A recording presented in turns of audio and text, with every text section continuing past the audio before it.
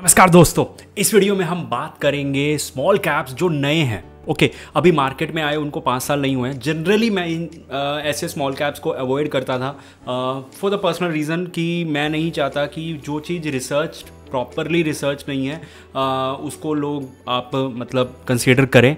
Okay, लेकिन यहाँ पे एक चीज़ हो सकती है कि अगर आपको लगता है कि कोई स्मॉल कैप बढ़िया है तो आप मुझे बता सकते हैं, हम उसको डिटेल में रिव्यू करेंगे। लेकिन अब कौन कौन से 4 स्टेप होंगे। सबसे पहले यहाँ पे तो हम सिर्फ और सिर्फ नए स्मॉल कैप देख रहे हैं।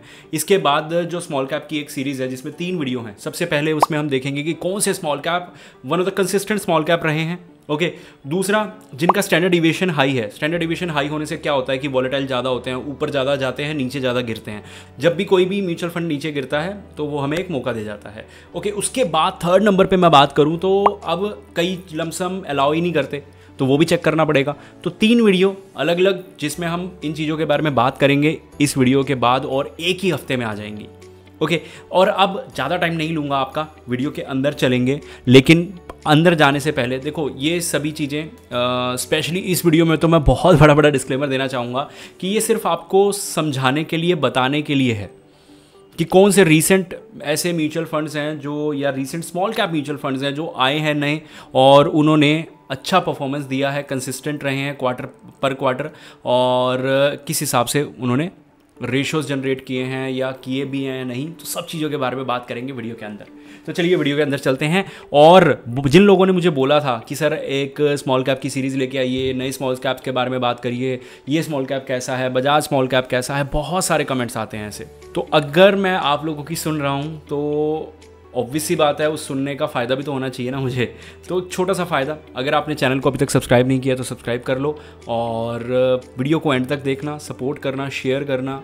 जो लोग म्यूचुअल फंड में नए हैं, आपके दोस्त यार, उनको शेयर करोगे ना तो शायद थोड़ा सा उनका भी दिमाग खुल जाएगा। कि तो चलिए वीडियो के अंदर चलते हैं। और यहाँ पे पहले जो टॉप पे स्मॉल कैप आते हैं उनमें देखो 5 साल हो गए इसको।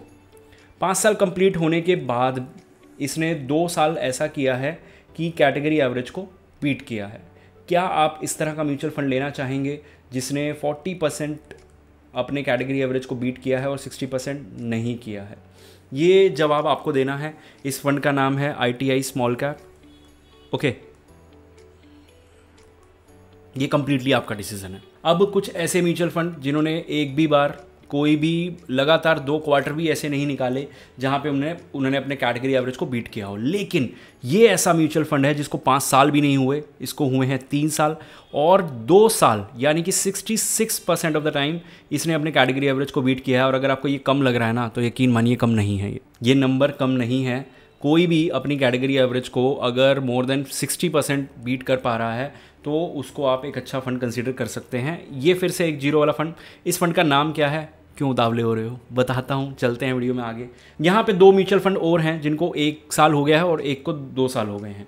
1 साल अपने पहले ही साल कैटेगरी एवरेज को बीट करना।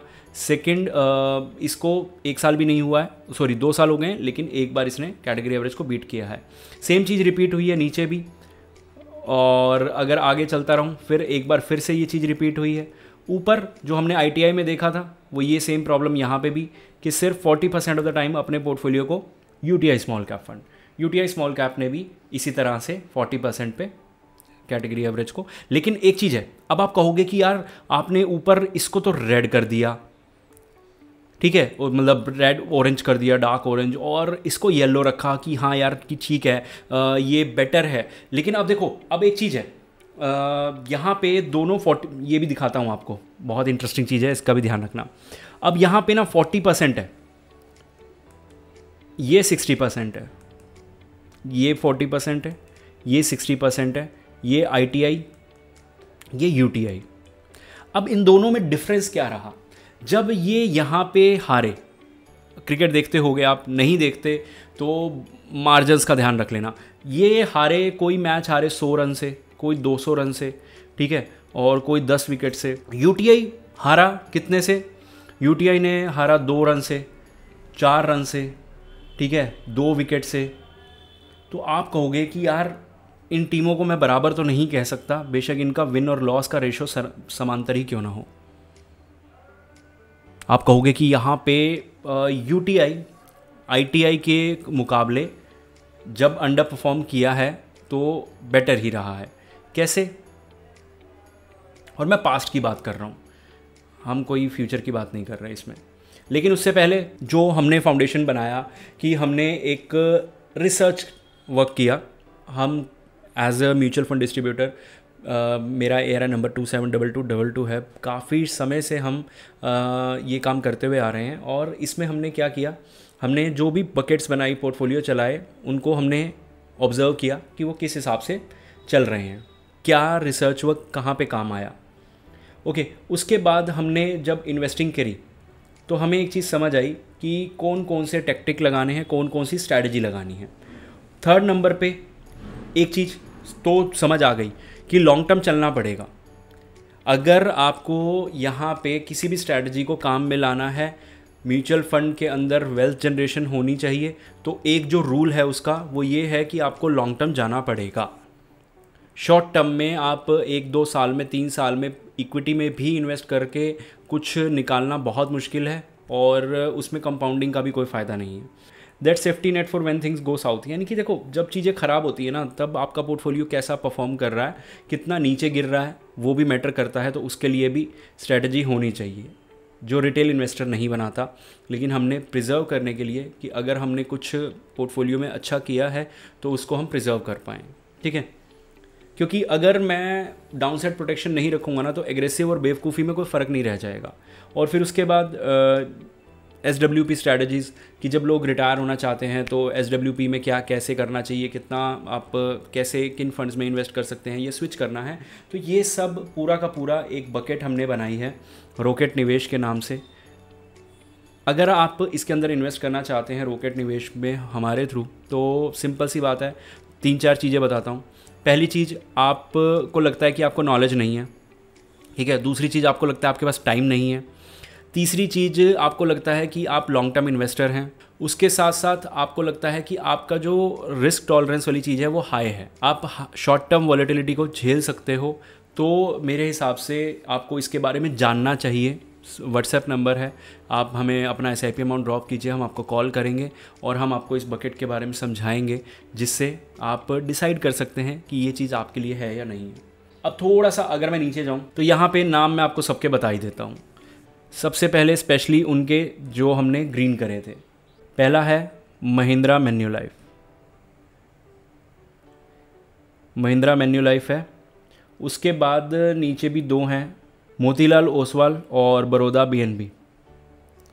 ओके, मोतीलाल ओसवाल ने अपने फर्स्ट ईयर में ही कैटेगरी एवरेज को बीट किया और बड़ौदा ने भी 1 साल कैटेगरी एवरेज को बीट किया। उसके बाद अगर मैं नीचे बात करूँ, सेम चीज़ मिराई और UTI में आती है।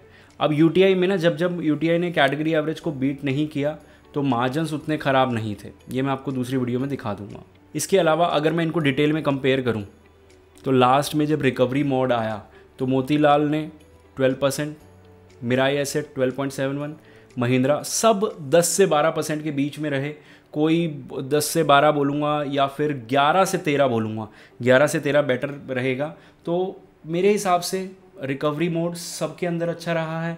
हाँ, मोतीलाल ने लास्ट 1 ईयर में जो किया वो बहुत से फंड नहीं कर पाए। महिंद्रा माइनस में था, UTI 2.14 पे था, category average max to max 4% पे था। तो वहाँ पे ऐसे कंडीशंस में मोतीलाल ओसवाल ने जो ये रिटर्न्स बनाए वो अच्छे रिटर्न्स इसने लास्ट टाइम पे जनरेट किए। अब अगर मैं बात करूं कि मुझे अगर इनको अपनी वॉच लिस्ट में रखना है, कंसीडर करना है, तो मुझे ये भी पता होना चाहिए ना कि ये किस सेक्टर के अंदर इन्वेस्ट कर रहे हैं। कोई ऐसा सेक्टर जो हमें लगता है कि हम बुलिश हैं उस सेक्टर को लेकर, कि वो सेक्टर कंपैरेटिवली लोग बोल रहे हैं, जैसे हेल्थ केयर सेक्टर हो गया, इंफ्रा सेक्टर हो गया, या फिर कुछ सेक्टर्स हैं, क्या ये इनके पास हैं? हेल्थ केयर है, हेल्थ केयर इधर भी है लेकिन इधर नहीं है।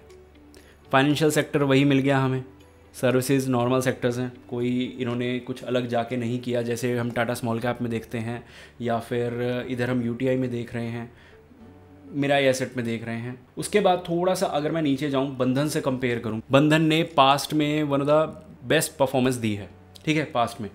अब यहाँ पे अब मैं अगर बंधन से कंपेयर करूँ तो बंधन 7.09 था, ये 9.95 है।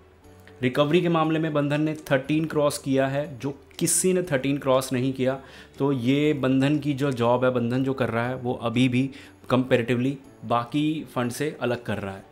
ओके, उसके बाद अगर मैं सिर्फ बंधन से कंपेयर ना करूं, एक ऐसे स्टेबल फंड से करूं जो उतना ज़्यादा डाउन साइड प्रोटेक्शन लेके बैठा हुआ है, तो उसने कैसा परफॉर्म किया जब मार्केट वॉलेटाइल था। रिकवरी के मामले में इसको मतलब टाटा तो सबसे आगे निकल गया। तो फिर मेरे हिसाब से ये जो नए फंड हैं, अगर मैं इनको वॉच लिस्ट में भी रखना चाहूँ, मैं वॉच लिस्ट में ज़रूर रखूँगा, लेकिन आपको अपने से क्वेश्चन पूछना है। ठीक है, आपको ये पूछना है कि अगर टाटा है मार्केट में प्लस बंधन है मार्केट में, आप हाई वॉलेटिलिटी जाके एक्स्ट्रा रिस्क जनरेट करके आप जाना चाहते हैं, तो बंधन जैसे फंड है, बंधन सिर्फ अकेला नहीं है, बंधन है, निप्पॉन है, सेफली जाना चाहते हैं, उतना ज़्यादा वॉलेटिलिटी नहीं चाहिए, एक थोड़ा सा सिक्योर लेकिन स्टिल स्मॉल कैप चाहिए, तो हमारे पास टाटा उस कैटेगरी में आ जाता है। अब मैं आपको ये बोलूँ कि इन दोनों से हट के कोई ऐसा म्यूचुअल फंड पिक किया जाए या जो 1 साल 3 साल या 5 साल के पैरामीटर्स पे भी नहीं है, मतलब अच्छा किया या बुरा किया वो तो तब पता लगेगा ना जब उसको 5 साल हो गए होंगे। तो क्या इन एस्टेब्लिश फंड के होते हुए आपको नए फंड्स की ज़रूरत है? तो ये क्वेश्चन मार्क है, ये आपको सवाल है, ये आपको जवाब देना है अपने आप को। कमेंट बॉक्स में इस चीज़ का जवाब देंगे तो शायद मैं आपके थॉट प्रोसेस को समझ पाऊँ, क्योंकि देखो अगर नो होगा तो नो का रीज़न मैं समझ पाऊँ, येस होगा तो येस का रीज़न मैं समझ पाऊँ। तो आप मुझे इस नो और येस को बताइए और फिर शायद उस नो और येस पे हम भी चर्चा करेंगे, ताकि ये जवाब, ये आंसर जो आप अपने आप को दे रहे हैं और भी क्लियर हो सके। ठीक है, होपफुली आप समझ गए होंगे। मिलते हैं अगली वीडियो में।